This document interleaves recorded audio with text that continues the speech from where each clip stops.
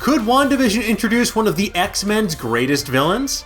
Sentient weapons. How do they work? That's the question that everyone watching WandaVision, especially the members of S.W.O.R.D, is trying to answer. One moment they're alive, making pepper cash with the love of their life. The next they're being murdered not once, but twice in a row. And then somehow they're living a life of domestic bliss in New Jersey in this ghoulish version of Weekend at Bernie's meets Father Knows Best. So what's going on here? Well, what if S.W.O.R.D isn't just asking how do sentient weapons like the Vision work? What if they're asking how they can build sentient weapons of their own? And now, thanks to the massive multiversal implications of WandaVision Episode 5's shocking finale, as well as clues from the MCU's past and the Falcon and Bucky show trailer, well, we have a theory that S.W.O.R.D might secretly be building one of the greatest villains in X-Men history, the Sentinels.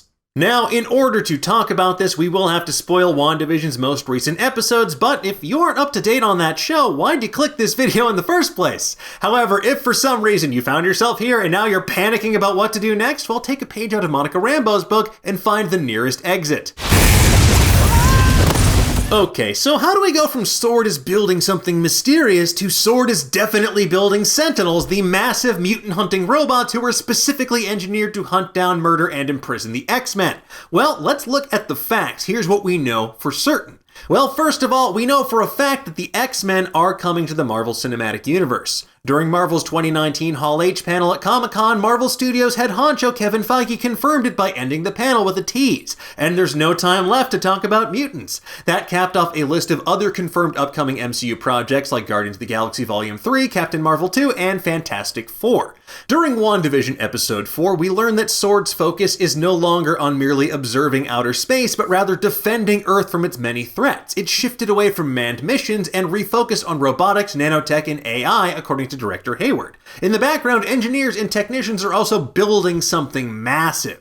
Monica Rambeau calls Hayward out on this seemingly radical departure in S.W.O.R.D's focus, noting that the door says observation in response to sentient weapons, not creation of sentient weapons. So S.W.O.R.D's astronauts may have lost their nerve, but what if instead S.W.O.R.D is going full nerve, as in Neon Genesis Evangelion?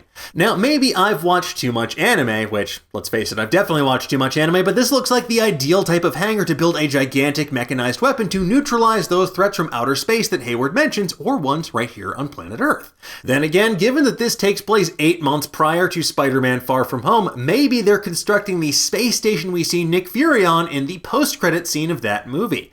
Then again, building and launching a space station of that magnitude in such a short amount of time seems pretty improbable even by the MCU's standards. Because as we learn in WandaVision Episode 5, S.W.O.R.D had possession of a sentient weapon who they dissected and rigorously studied, the Vision. Or should I say, the Vision's corpse? Because theoretically, S.W.O.R.D had possession of Vision's body for 5 years. That could be more than enough time for their scientists to unlock some of the synthezoid secrets and replicate them as weapons they could control. Speaking of which, the notion of having superpowered weapons under government control seems to be a recurring pattern in Marvel's Phase 4. According to the Falcon and Bucky show trailer, which we broke down for you in detail on Monday, not only do superheroes still exist, but it seems like some people, i.e. the US government, are creating new ones. And that's what prompts Baron Zemo to finish the deadly work he started in Civil War by trying to turn the world against superheroes.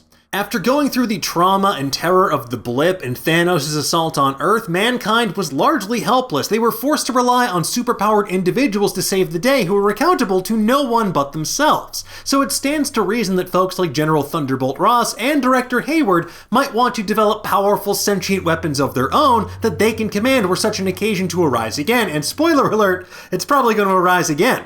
Because let's face it, if S.W.O.R.D has aerospace engineers that can help solve the puzzle of designing a 10,000-pound mobile fallout shelter, well, you can bet your bottom dollar they have engineers and roboticists who can build massive murder mechs like Sentinels as well. And if you want to know more about who that mystery aerospace engineer might be, well, make sure you check out Tuesday's Nerdist News because, we've got some theories. Now, the other clue we have that Hayward and S.W.O.R.D are hiding something is his attitude towards Wanda in Episode 5, because not only does he refer to her as a terrorist who stormed their facility to steal the Vision's body, which, look, technically she did do, but he also overrides Monica's control of an observation drone, then tries to kill Wanda and her kids with presumably the same kind of Stark Industries missile that killed Wanda's parents way back when.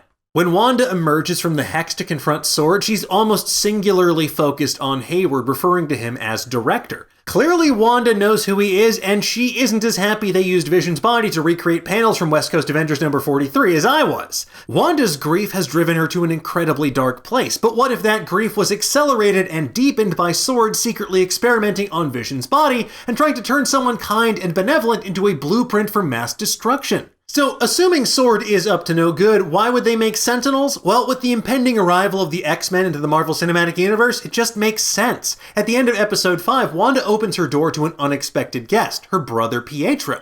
But not Aaron Taylor Johnson, the Pietro we knew, it's Evan Peters, who plays the same silver-haired speedster in the Fox X-Men movies. And before you tell me in the comments, actually he was called Peter in the X-Men movies, I know that. He's credited as Pietro in the end credits of episode 5. The point is that this could be Wanda creating a rift in the fabric of the multiverse, setting the stage for an influx of superpowered individuals who have mutant genes. And if a profound spike in superpowered individuals were to occur, the desire to control them by the powers that be would be greater than ever, and so would the perceived need for weapons like Sentinels. And while we may not have the MCU's Bolivar Trask just yet, the Sentinels' canonical creator could easily be introduced in later projects as someone working for S.W.O.R.D.